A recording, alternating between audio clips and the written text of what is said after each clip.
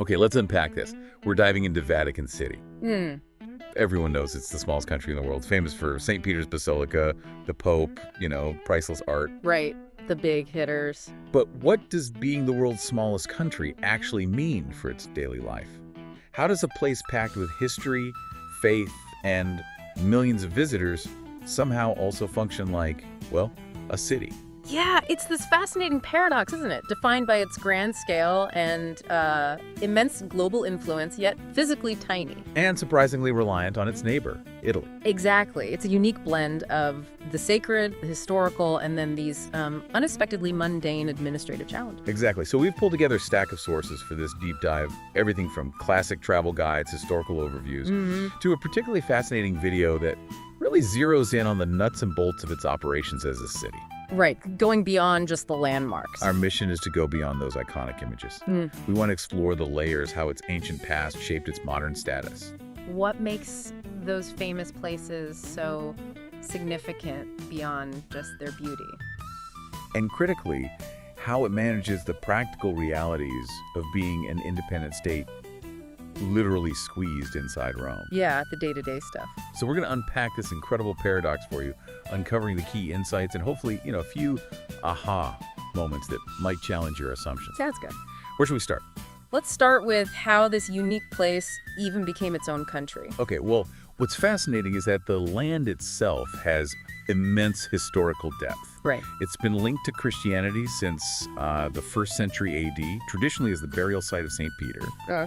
Emperor Constantine actually built the first basilica here in the 4th century. So it was a crucial religious site for centuries. A center of faith for millennia, but a country only relatively recently, is that right? That's the key turning point. Yeah. For centuries, the papacy controlled large territories in Italy, the Papal States. But with Italian unification in the 19th century, they lost almost all of it. That led to decades of tension known as the Roman Question, basically a standoff between the new Italian state and the papacy. Right. I remember reading the popes consider themselves prisoners in the Vatican after Italy took Rome. Precisely. And that conflict wasn't resolved until the Lateran Treaty in 1929. Okay, 1929. This agreement between the Holy See and the Kingdom of Italy established Vatican City as a fully independent sovereign state. It was the solution, really, to that Roman question, ensuring the papacy's independence.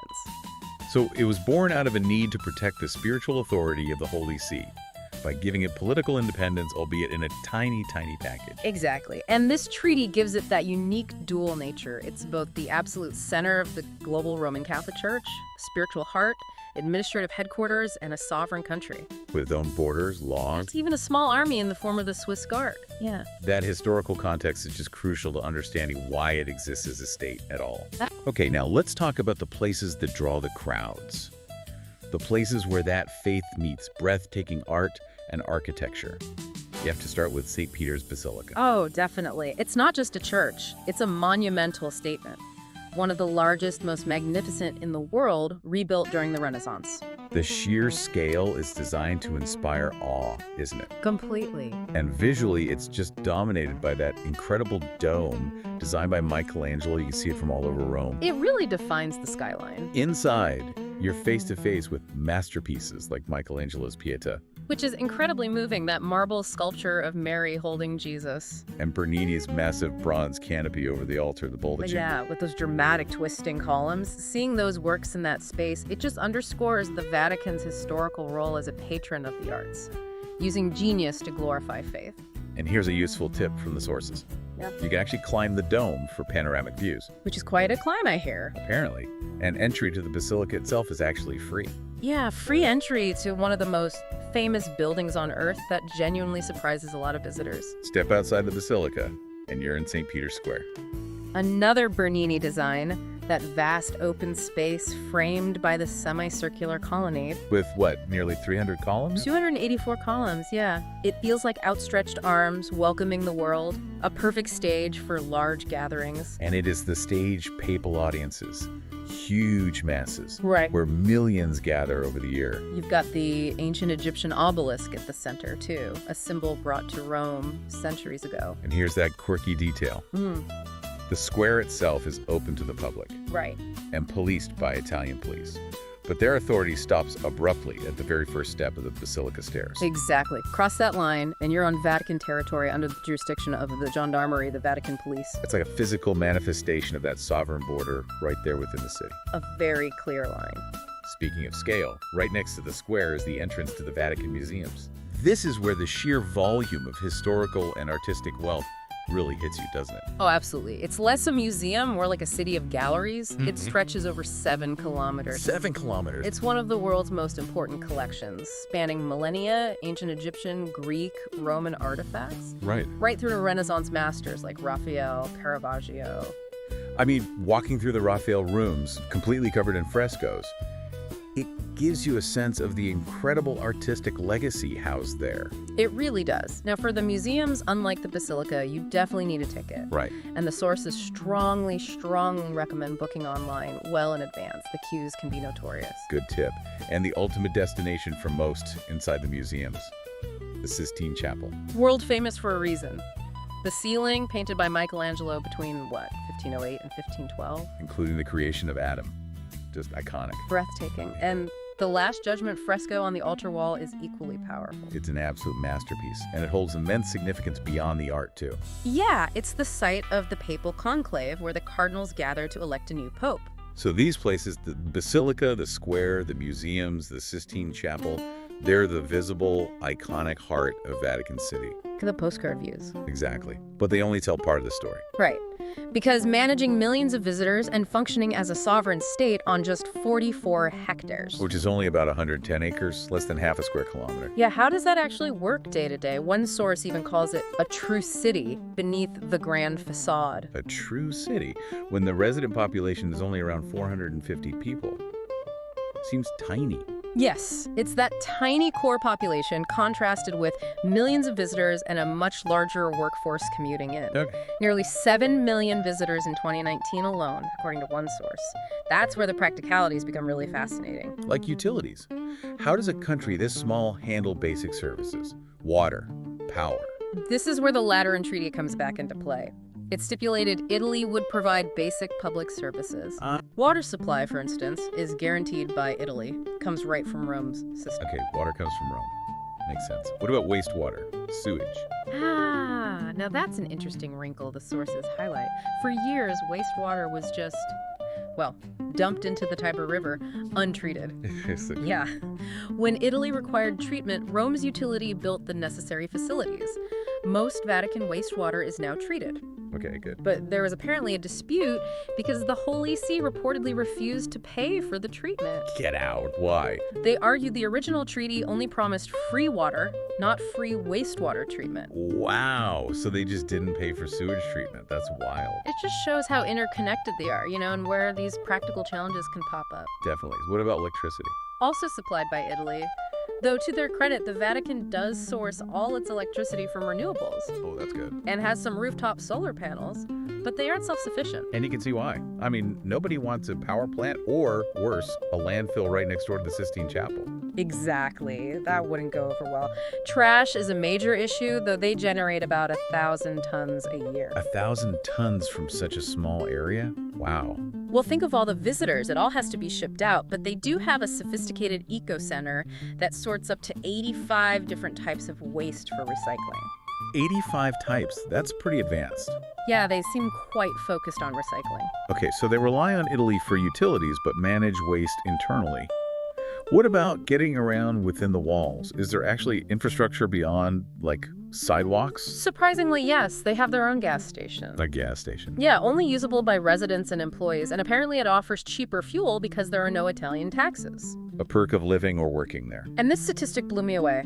About 6% of the city's entire land area is dedicated to parking. 6%. For 450 residents, that seems a lot. It's because most employees commute in by car, apparently, so there's a huge demand for parking during the day. That makes sense. The commuters. Even the Pope occasionally uses a car, like that charming old 1984 Renault 4 someone gifted him. I saw a picture of that. The main entry and exit point for vehicles is the gate at Via Sant'Anna. And the train line. The world's smallest, right? I've heard about that. The Vatican Railway. It's just a short spur line connected to Italy's network. It's mainly used for freight today, not really passenger service, though the station building itself is quite beautiful. Huh. And there's a heliport, too? Yes, primarily used for transporting the Pope, like to the summer residence at Castel Gandolfo, though apparently less frequently now than in the past. So you've got transport infrastructure.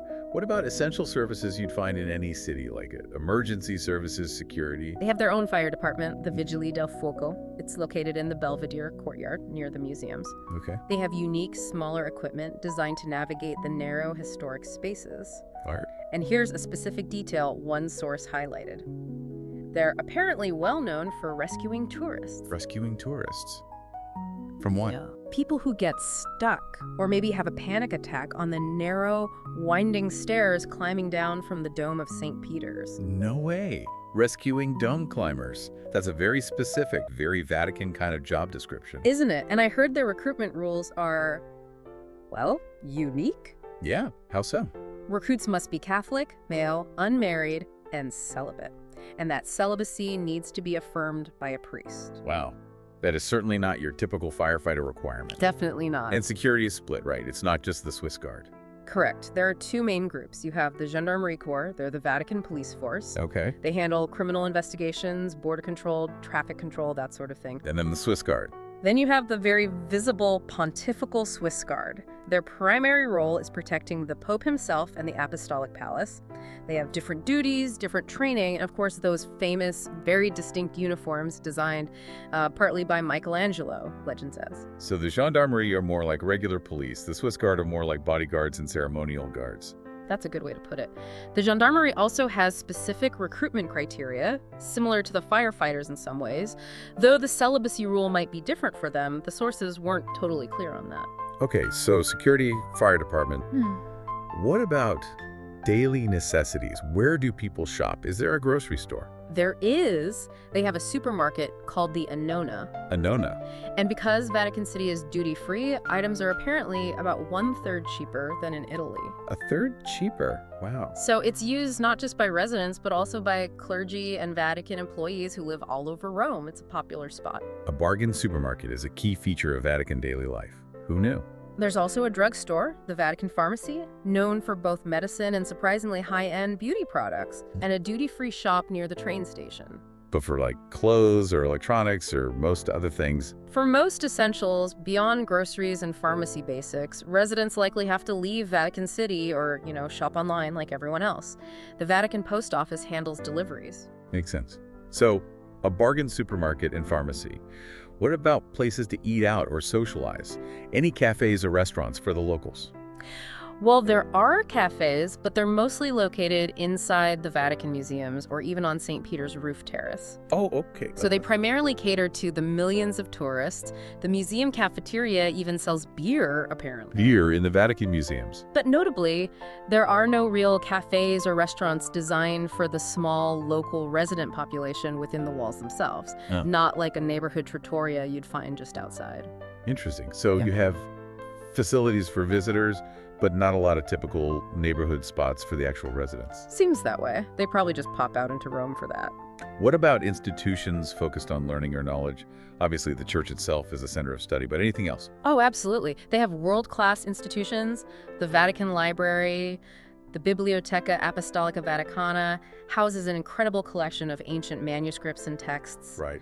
There's the Ethiopian College, providing higher learning for clergy from Ethiopia and Eritrea. And this one was truly surprising to me. The Pontifical Academy of Sciences. An independent science academy within the Vatican. That feels unexpected. It does, doesn't it? It's Yeah. located in a beautiful building kind of Casino Pio IV in the Vatican Gardens. Right. It's comprised of really eminent scientists from all around the globe, many Nobel laureates among them, appointed for life by the Pope. Regardless of their own faith. Apparently so. And our source emphasizes it operates with no specific religious agenda, focused purely on scientific inquiry and advising the Pope on scientific matters. Wow. That really challenges common perceptions. Huh. A dedicated space for pure science. It's a powerful example of the Vatican engaging with the secular world of knowledge fostering dialogue between faith and reason. So you have administrative buildings like the Palace of the Governor, which is kind of the city hall. Right, the Vatican Bank, the Treasury. Historical palaces, libraries, a science academy. Right. Where do the actual residents live? Are they all in one area? No, the residences for that tiny population are quite scattered. The Apostolic Palace is the traditional papal residence, though Pope Francis famously chose to live in the Domus Sanctae Marthae guest house instead. Right, I remember that. Then there are apartments for key officials like the Archpriest of St. Peter's, the head gardener. There's housing for Pope Emeritus Benedict XVI until his passing. The Swiss Guard have their barracks. Okay. And then various staff quarters within different buildings. But there's a definite jobs housing imbalance. Most of the thousands who work there live outside the walls. And the green space. The gardens look huge on maps. The Vatican gardens make up over half the land area, more than 50%. Wow. They're generally accessible only via guided tours, but they're beautiful. They feature diverse styles, Italian gardens, English, French landscapes. Fountains, sculptures. Exactly. Parts of the old medieval Leonine walls run through them, those distinctively cubed trees you sometimes see in photos. And they offer stunning, unique views of St. Peter's Dome, a crucial green lung in this tiny, built-up state. But not really a public park where residents can just hang out. Seems more structured than that. There's apparently a less-used tennis court somewhere, some playground equipment, maybe Bosch courts, but it's not like a city park. And interestingly, they have their own internal soccer league, the Vatican City Championship. A soccer league. Yeah, with like 8 teams representing different departments, museums, gendarmerie, Swiss Guard, etc. But they actually play their games outside the city walls because there's no stadium or proper pitch inside Vatican City. Huh. So even their own soccer league has to commute. Pretty much. Their national team occasionally plays friendlies against other small nations or teams, but it isn't recognized by FIFA or UEFA. That really cements the idea of the functional constraints imposed by being so incredibly small. Absolutely. Everything has to fit. Okay, we've gone from the grand history and the iconic masterpieces to the surprising, sometimes quirky details of daily life, the supermarket, the dome rescues, the soccer league playing off-site. Yeah, the stuff behind the scenes. So if you are planning a visit, based on what we've looked at, what are the essential practical tips we pulled from the sources? First off, be prepared for airport-style security checks at the entry points, especially for the museums and basilica. It can take time. Okay. Remember, entry to St. Peter's Basilica itself is free, which is amazing. But for the Vatican museums, including the Sistine Chapel, you absolutely need a ticket. And the advice there is, book it online well in advance. Seriously, this came up again and again. It lets you bypass potentially hours-long queues. Don't just show up expecting to walk in easily. got it. Book museum tickets online. What else? Dress code. Oh, absolutely critical. Knees and shoulders must be covered if you want to enter the basilica, the museums, the Sistine Chapel, any of the religious sites. They are strict about this. No shorts or sleeveless tops. Good reminder. Important respect thing, too. Definitely. And for seeing the Pope. Is that possible for visitors? Yes, typically. Check the official Vatican schedule online beforehand. The Wednesday papal audience, which is usually held in St. Peter's Square or an indoor hall depending on weather and season. Okay. And the Sunday noon Angelus blessing, delivered from the window of the Apostolic Palace overlooking the square, both are free to attend. Free but popular, I imagine. Very popular. The advice is to arrive early, potentially hours ahead for the audience, especially if you want a decent view or a seat. Right.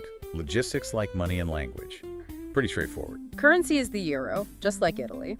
Official languages are Italian and Latin, but English is very widely spoken, especially in tourist areas, museums, shops. You'll be fine with English. Good to know. Best time to visit balanced crowds and weather. Yeah. Avoid peak summer. Yeah, the sources generally recommend the shoulder seasons, April to June or September to October.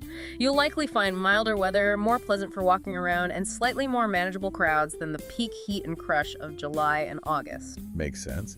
And getting there from Rome is easy enough. Oh yeah, very easy. It's right there. You can walk from many parts of central Rome or take public transport. The Ottaviano San Pietro metro stop on Line A is the closest station. Buses stop nearby too. Okay, great practical tips there. So this deep dive has really shown this incredible contrast, hasn't it? It really has. It's this immense, symbolic center of faith, history, and priceless art known across the globe. But it's also fundamentally a functioning microstate. dealing with waste disposal, utility disputes with its neighbor, figuring out parking ratios. And even recruiting firefighters with very specific celibacy requirements. Exactly. It's that constant tension between the immense global, spiritual, and historical weight it carries, and the very real, practical, sometimes mundane challenges of existing as this tiny sovereign entity completely surrounded by Rome. So it really leaves you thinking, doesn't it? Yeah. How does this microscopic, independent state maintain such colossal global influence in its unique identity while being so utterly, physically, and functionally intertwined with the city of Rome? It's a delicate balancing act. And what does its surprising daily reality, the gas station, the bargain supermarket, the wastewater dispute, what does that tell us about the human, almost civic side of a place most people only see as the absolute peak of spiritual and artistic grandeur? Yeah, it certainly makes you look at those familiar postcards, those grand vistas, maybe a little differently. There's a whole other layer operating just beneath the surface.